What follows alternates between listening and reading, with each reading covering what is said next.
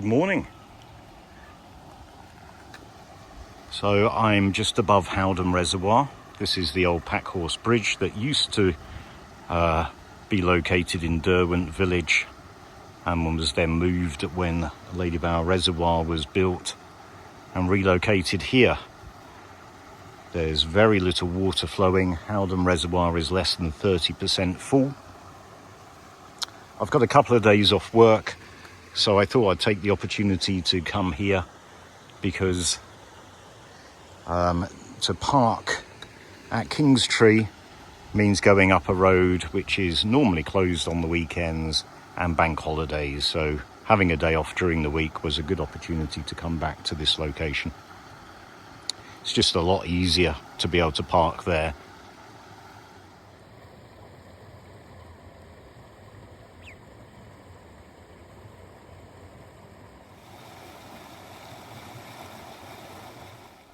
So over there is the way to the Cutgate path.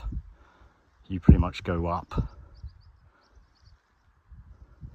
that big mound that's there, and on either side of that big mound you've got Cranberry Clough over there and Bull Clough over there, both of which I've walked and both of which are on the channel.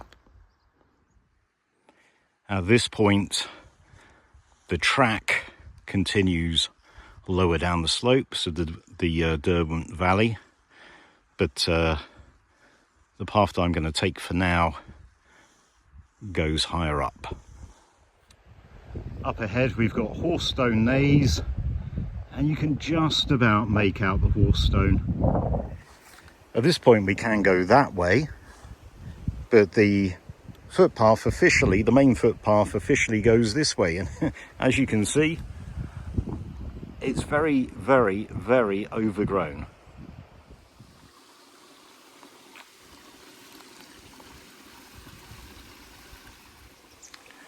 I've never actually gone down here, so let's have a look. It doesn't go down very far, but I believe there are a couple of small waterfalls.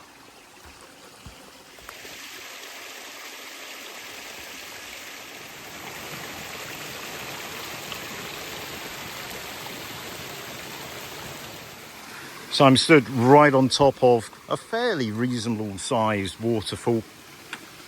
There are midges everywhere. I'm getting eaten alive. No point, there's only a little bit further to go. I'm just going to go back up to the path, I think.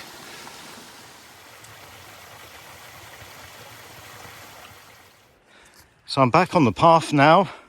Believe it or not, that's where the path goes. It's so overgrown, and I've really made this difficult for myself. It would have been a lot easier to just keep going up the track, up the side of Broadhead Clough, and then crossing over the stream and doing it that way. But instead, I've decided to do it this way because I like a challenge. And this is really the wrong time of year to be doing this because it's so overgrown. But what I need to do is I need to scramble up there. The things I do. What a view though.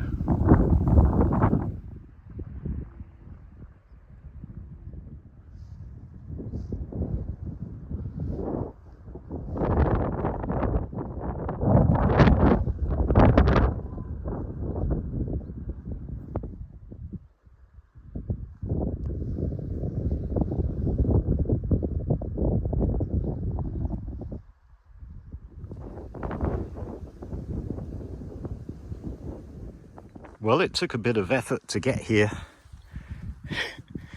because I've gone the most difficult way and at the wrong time of year as well, with all this bracken being as high as it is. But this is the lower of two cabin ruins on Broadhead Clough. Now, I read quite an interesting article about the Bullstones shooting cabin that talked about this ruin, this cabin, and the other one in Broadhead Clough, which is just over there, or was just over there. I've got a few things to say about that. Now, if I can get the link, I'll put it in the description for the video. But there were 2 shooting cabins here in Broadhead Clough. This is the lower one.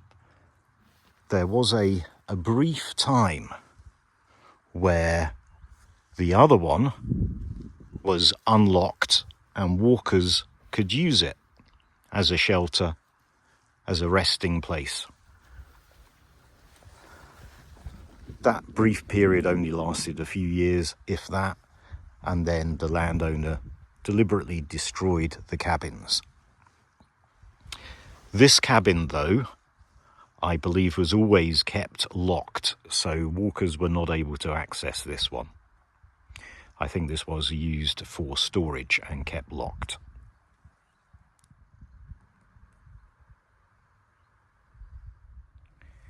As you can see, this cabin was really well constructed.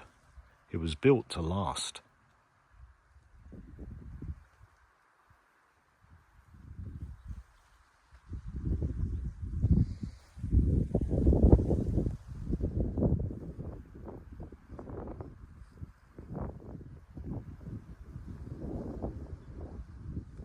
Where I am now is the other shooting cabin ruin, and as you can see, this one is almost completely gone compared to the other one, which is just over there. There's a lot more of the other one left than this one. This was the one that was left unlocked, and that walkers were able, for a very brief period, were able to access and to take shelter in.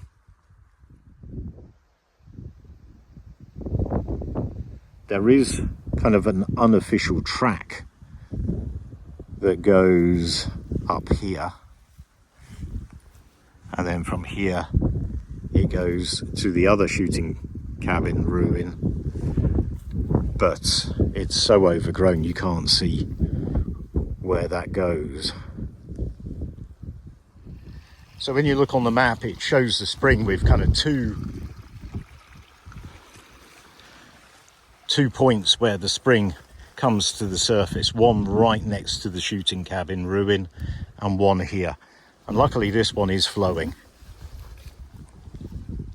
Now, I've cleared the vegetation away as best I can. You can hear that there's rock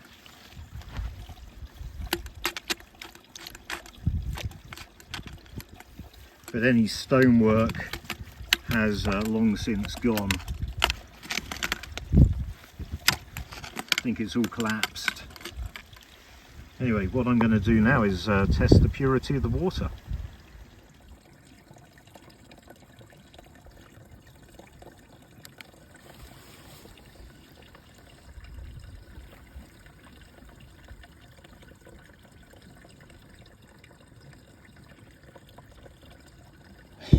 I don't think this thing's very reliable at all. It's given me different results, but if that's true, that's very clean and clear water. I wouldn't necessarily trust it though. You can just about make out the trail. This is so much easier to do pretty much any other time of the year. But when the bracken's this high, it really makes things difficult.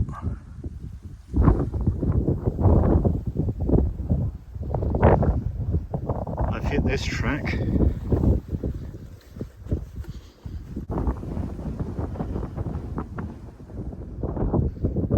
So a minute ago I did see a walker, but he seems to have disappeared. But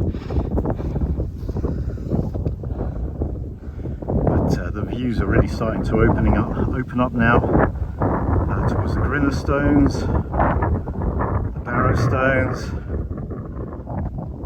Horsestone Naze, Horsestone a bit clearer now.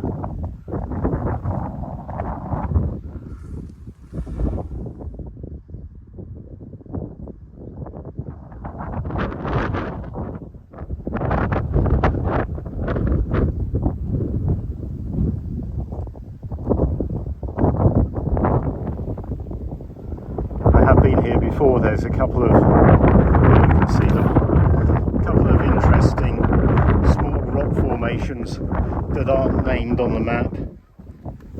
It's pretty cool. There's a bit of weather coming in over the Grinner stones.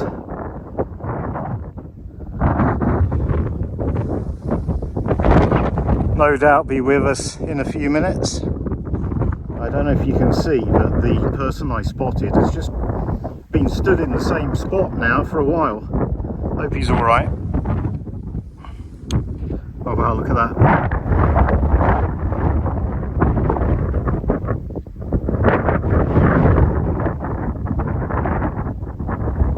You can see it get closer and closer and closer. Oh, I was just about to stop for lunch as well.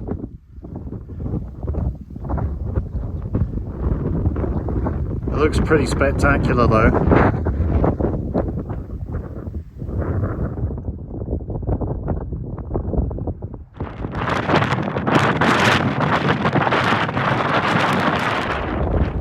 It's very similar to the Dragonstone in that these rocks, these boulders, have been deliberately put there at one point to create a wall, to create a shelter using the natural rocks. It probably would have been the shepherds that did that.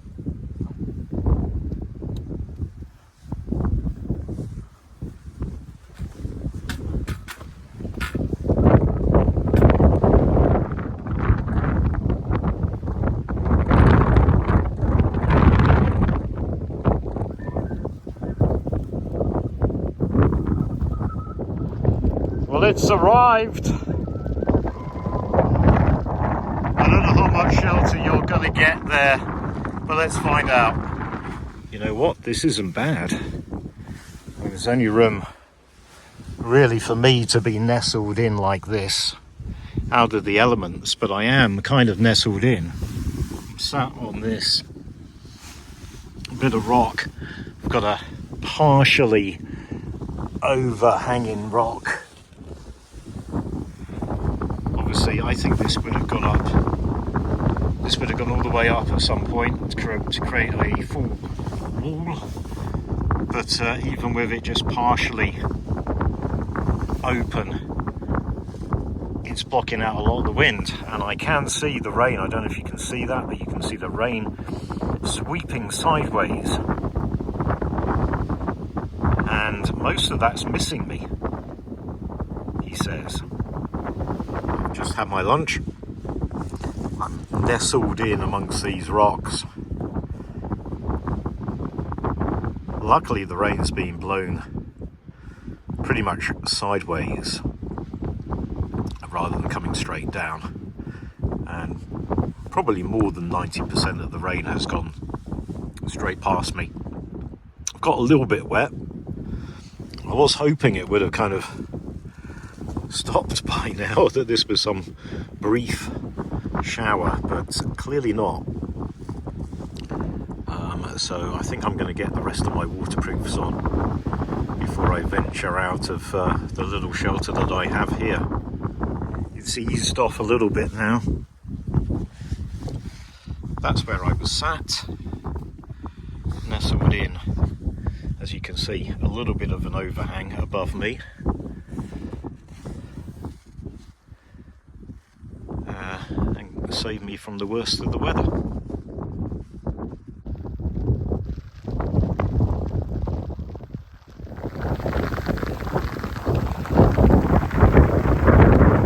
Ball stones over there is clearing up right now, but then there's another wave of cloud coming over Bleaklow.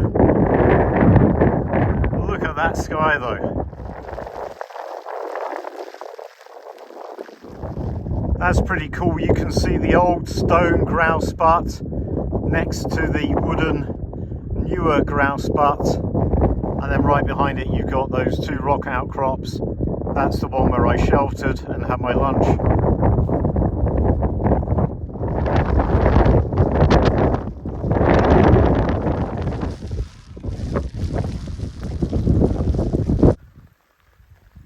I think the weather is awful every time I come to this wreck site.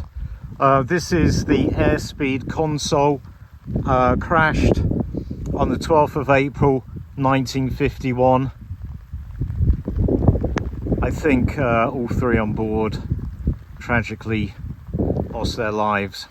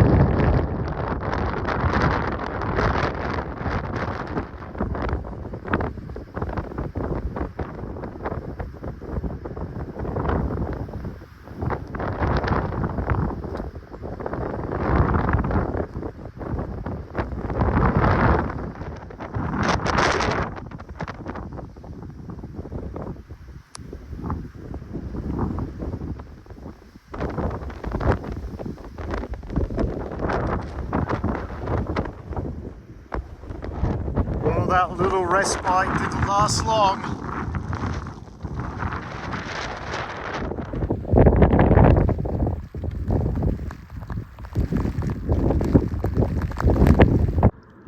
There are the wallstones, and here we have probably the most famous spring in the Peak District, arguably, Wallstone Spring. Going quite well today. So what I'm going to do is check the quality of this water, albeit using my highly questionable cheap device from Amazon. Okay, let's go. It's not easy to do this and film it at the same time.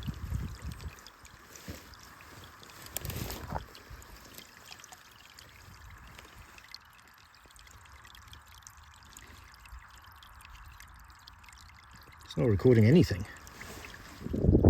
so I think it has to be fully immersed, and I think it's a bit too shallow there, so I'm going to go a bit further down.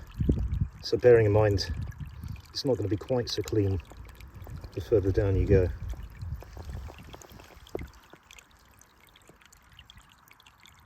Okay, here we're getting readings.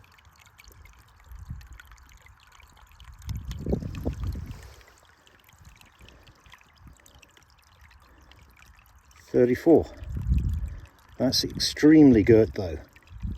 This water is extremely pure according to this not to be trusted device. Well, I've just met a couple of chaps who went to the spring to collect some water. They were planning on camping there. I think they're having second thoughts because of the weather. Anyway, I wanted to just go back to something I mentioned earlier about the Wallstone's shooting cabin, because there is an article and if I can get the link, I'll put it in the description, that gives a few accounts of this shooting cabin, which no longer exists.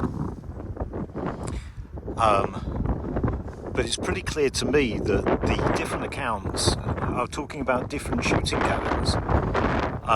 One account is talking about the Broadhead Clough shooting cabins that we were at earlier, but one is actually talking about a real bullstone shooting cabin, which I think would have been here. And I think this one was demolished first, and then people knew that there was a shooting cabin around here, and they mistook the ones in Broadhead Clough for the one that used to be here. But there is pictures in that article, and I think this is where it was.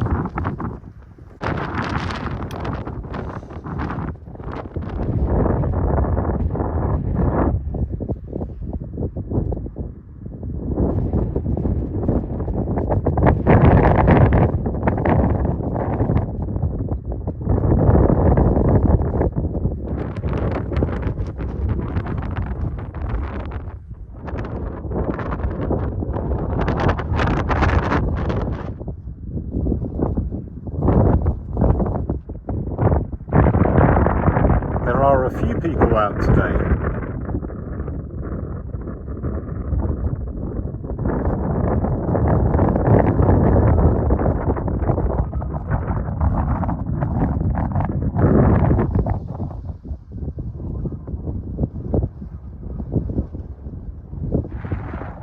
Just above Bull Clough now. I don't think I've seen this view since I actually walked in Bull Clough.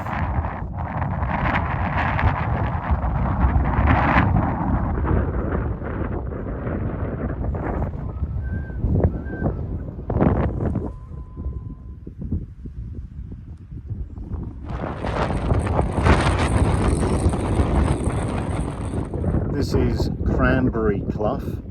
I think I preferred walking up here than Bull Clough.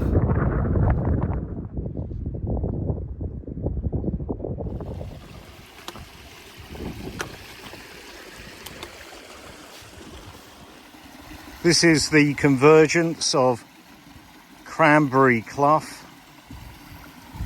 and Bull Clough.